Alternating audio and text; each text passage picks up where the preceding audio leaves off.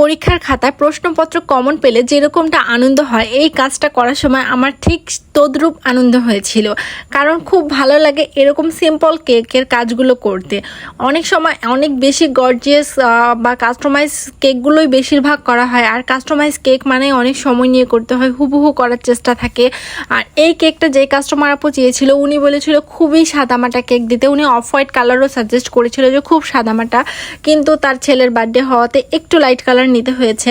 তারপরও এটাতে খুব বেশি কালার ব্যবহার হয়নি। আপু বলেছিল যে যতটা কম ক্রিম ব্যবহার করা যায় অতটুকু ক্রিম দিতে, মানে যতটুকু না করলেই নয়। গতবার আপু একটা কেক নিয়েছিল, সেই কেকটাতে উনি আমাকে অবজেকশন জানিয়েছে, কেকটাতে ক্রিমের পরিমাণ অনেকটা বেশি ছিল, উনি ক্রিমের জন্য কেকটা খেতে পারেনি। মানে ভুল ত্রুটি হতেই পারে, ওটার ডিজাইনের কারণে ক্রিমটা বেশি চলে গিয়েছিল। আমি বলেছি যে আপু নেক্সট টাইম আমি খেয়াল রাখবো। আর এই কেকটাতে আমি যতটা ক্রিম কম দিয়েছি, দেখতে পাচ্ছেন যে কেকটা কিন্তু এক জায়গায় উঁচু নিচু হয়েছে। আমি চাইলে ক্রিম দিয়ে কেকটাকে ব্যালেন্স করতে পারতাম, কারণ আমাদের সম্পূর্ণ কেকটা কিন্তু ক্রিম দিয়ে কভার করতে হয়, যার কারণে ব্যালেন্স থাকে। তো যাই হোক, যতটুকু কম ক্রিম দিয়ে কেকটা ডেকোরেশন করা যায় আমি অতটুকু করার চেষ্টা করেছি।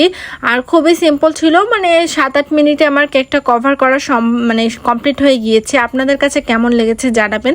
মাঝে মাঝে কিন্তু এরকম শর্টকাট কাজগুলো করতে ভালোই লাগে, তাই না?